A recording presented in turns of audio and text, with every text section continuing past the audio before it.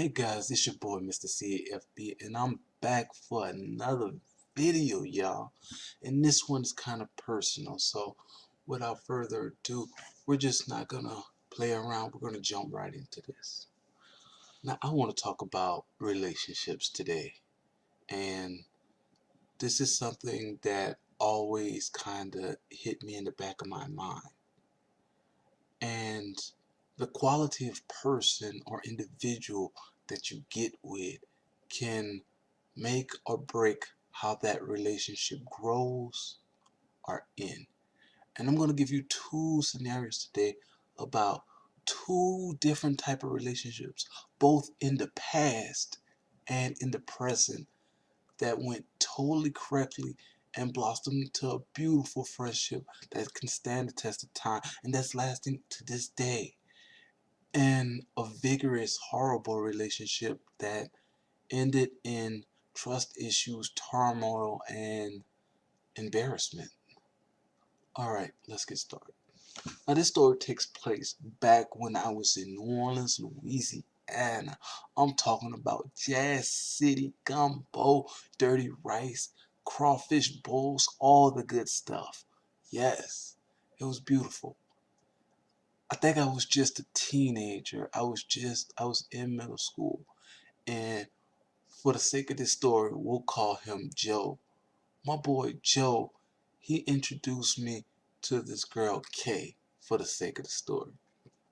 And Kay, she was this gorgeous, black, radiant beauty with the most beautiful voice in the world and these nice round eyes that just popped out at you, like not on some scary type stuff but on some real magical journey type stuff. And this was really before I had obtained my own bottle of the sauce, and I was still this nerdy little kid playing Beyblade, Yu-Gi-Oh, but this girl here made me realize that I was a girl guy. But anyway, I digress. Time goes on, we start talking, we kick it off completely and immediately. And I knew that this was what they would call love. And it was just so amazing. I felt like every time I got on the phone with this girl, and yes, this was before cell phones, guys, so I was talking on the landline. So we would talk pretty much every day after school. I would go home. I literally begged my parents to give me a phone in my room so I can receive these personal calls. And I would be on the phone with her for hours, just joking and having incredible conversation. This girl was magnificent when it came to the wordplay, and it made me think, like, oh my goodness, I can see this girl as my wife. I know you're thinking, a middle school student talking like this. It is incredibly reckless. How could a student even be thinking of marriage or even contemplating the very core values of marriage at such a young age? But I was. And I knew this would be the girl that I would do it with. I knew this girl would be everything to me. She would be my first in losing my virginity. She would be my first in saying that I love you too. And she would be my first wife. So time goes on and we get older and I go up a few grades. I think I might have been in the 7th or 8th grade. And we started dating. It was a long distance relationship and we had never met, but the chemistry was just so powerful between us that it was nothing short of magical, my guy.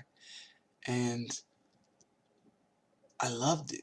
I loved every moment of it, even though I had never seen this girl in person and we had lived in the same city. I felt enchanted and bewitched in a certain way by the way that she talked and the way that she carried herself. Although she had major self-esteem issues at this time, she looked absolutely radiant. I remember when we first traded pictures and I finally got a picture of her. It was on MySpace. Yes, I said MySpace, guys. You heard it correctly. And I seen it and I was like, oh my goodness, this girl is so fine. Oh my goodness. But we're gonna fast forward a little bit. Let me get off of that, how bewitching I was by her. So we fast forward a little bit, we get in a relationship, and we're still talking, and we're talking each other up.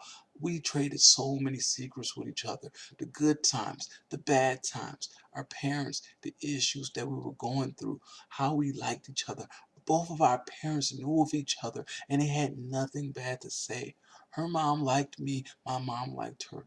I didn't really get to know her dad too much, but my dad was very impressed by her, and this was something that even my parents were fascinated by, because all of my habits changed. I turned into this astonishing clean guy. I turned into this very profound word using guy. And it was like a transformation. This guy who would go to sleep in classes all the time, stayed awake and did his work, although I still made pretty excellent grades even though I slept. But the foundation of me staying awake in class was just so mesmerizing to my people, that one girl could do this to this boy who didn't care what anybody else thought of him. It was amazing. So we fast forward a little bit, and we're at a little breaking point, because we kind of want to see each other. We want to experience that magicalness of seeing each other in person, and it never happened. And because I was stupid, we broke up. But our friendship was so strong that we still continued to talk to each other every day, even though we no longer had a title on us. And I found myself not upset as I thought I would be. Like, I thought I would be in a ball of crying, tears, and everything. But no, I wasn't. I was still happy. Like, this girl, she was just so fucking amazing and just so incredible to me, that I felt that even if I don't have her, as long as she's happy, as long as she's well, as long as she's still in my life somehow, I'll forever be happy. And this is what I gave to her. It wasn't no, yeah, you gotta be with me type of thing, or I'm not gonna talk to you, or she stopped talking to me. No, we still maintain a very amazing friendship, i.e., a relationship. And it was just, it astonished me that I could feel this way about a person. Fast forwarding a little bit till today, we still talk to this very day. Not as much as we used to when we were younger, but she has found a significant other. And this guy, he is a true scholar and a gentleman. And I tip my hat to him consistently, knowing that we had a past. Even though it was still in middle school or grade schooler type of relationship, he still allows us to talk, knowing that he can trust his girl. And I find this amazing, that he and I had the same type of trust in this girl, even though we never knew each other. And it was just simply amazing. Now, time for the bad relationship. Just recently, I got out of a relationship. I'll call her A for short. Um, we got together briefly because of a mutual friend, and she was a cutie. And although she lacked a lot of common sense, I guess one would say, and a lot of budgeting management, she was still pretty excellent. And I saw myself actually being with her as well. But something was amiss.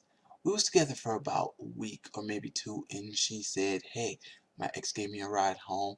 I'm getting back with him. We're going to break up. And that broke my heart. Like, Oh my God, my G, I might have not been that hurt in such a long time. I'm talking about my heart was in pieces. I was trying to sweep it up off the ground. I summoned Shinron in order to help me forget that. And he said, this is far beyond my power. Like, my God, I was completely wrecked.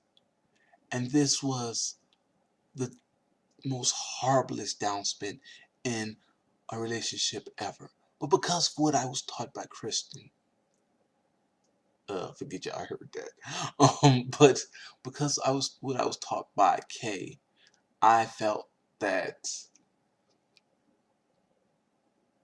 yeah, I couldn't let this fall. So I took everything in me and I went to her job and I treated her for lunch and I talked it out with her and we got back together. And this would only last for a short time because we were kicking it, you know, having some vibes, some chill time and stuff like that. We was drinking, so I decided to get a hotel. We got a hotel and we were chilling and stuff like that. And I was flicking through the channels while she was taking a shower and everything like that. And, you know, because something happened between her ex before, something told me to check her phone. And of course, we had traded passwords. She put her thumbprint in my phone, and I had her password to her phone. I decided to check, and oh my God, this guy was calling. I didn't know if I should pick up the phone or hang it up. I was so enraged that I knew that if I picked up the phone, I would say the most dastardly things to this guy. I would put a hit on his life, and I didn't answer it. I confronted her about it, and she said that she was not talking to him. But why would this guy be in your phone if you're not talking to him? His contact right there. So I decided to message him.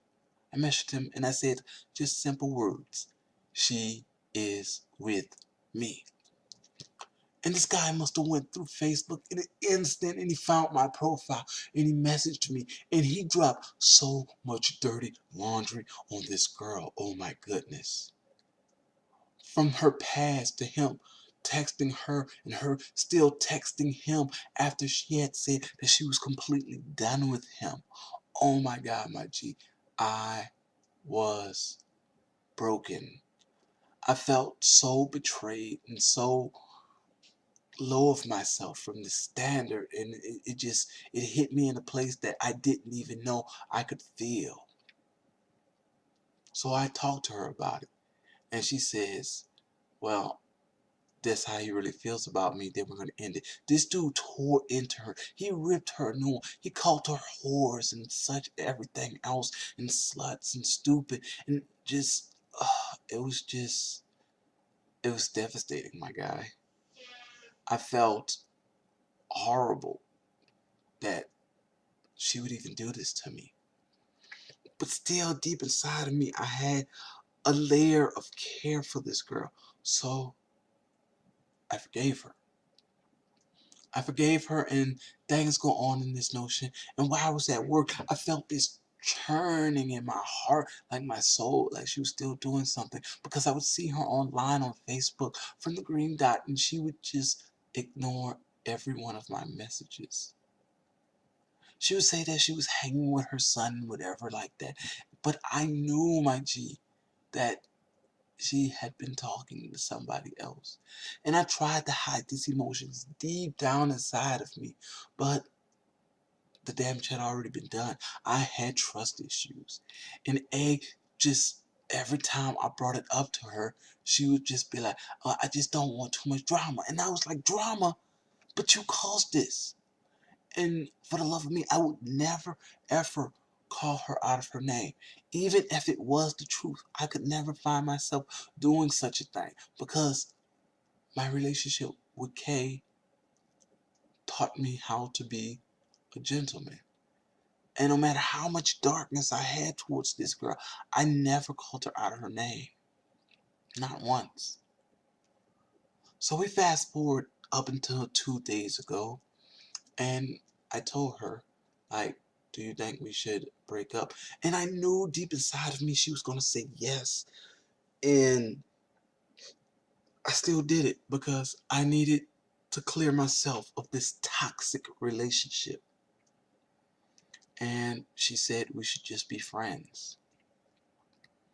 And I'm not gonna lie, I felt so numb. I didn't know whether to feel happy or sad. And it was truly a jarring moment for me. So we ended that. 2 days ago she removed our status on Facebook, and mine's returned to single and hers single as well. I texted her and asked her could she talk this morning actually, and she says no. Mind you, I had got so attached to this girl, texting her and talking to her as she gets ready to prepare for work, as I'm getting ready to get off of work. And oh my goodness, my G, I simply broke. And something inside of me still told me to be a gentleman.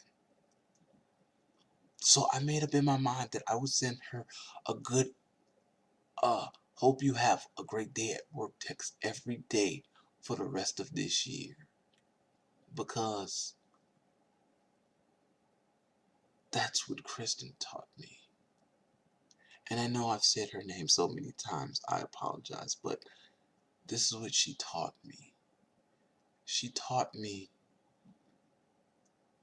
to be a good person in lieu of everybody else's miscomings or shortcomings rather.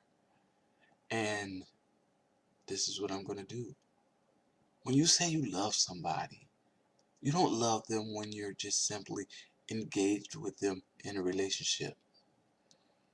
And no matter if it's your fault or the other person's fault, you still hold your characteristics to a much higher upstanding than the other person.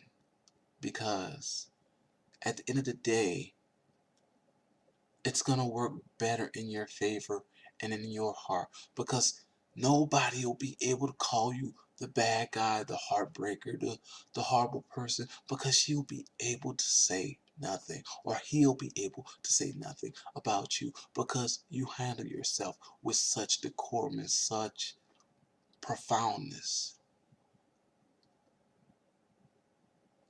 that no one else could take that from you. But guys, if you get in these relationships, make sure you don't invest too much into certain people. Make sure you get to know them before you get attached, because getting attached only leads to a much harder conclusion when things come to an abrupt end. Love is a magical thing, guys. And if anything that anime has ever taught me is that true love still exists in the world, even shrouded by consistent dark shadows, there's still love in the world. And we must seek it. That's why we're here on earth, to seek that love. And I feel like that was my toxic relationship and a beautiful relationship. Even though it was one dragged by time itself from junior to now, it was something. Well, thank you guys for watching, and if you made it up until this point, I congratulate you, because this was longer than I really expected. But please, if you want to hear more from me, if you want to hear more of my stories about my life and about my relationships, and of course about anime and manga, please like and subscribe. Please help me grow my channel, and I'm going to give you guys more from me. Check out my last video. I'm going to leave a link in the description right up in the top corner somewhere. And tune in for more. And remember, guys, if you have a partner, you don't talk to them, text them. Go on Google, find those lovey-dovey, sayings, and send it to them. Let them know how much you care, because tomorrow they can end it, or tomorrow they won't be here. It's just one of those things we have to come to terms with. But that's it from me, guys. Thank you, and I am out.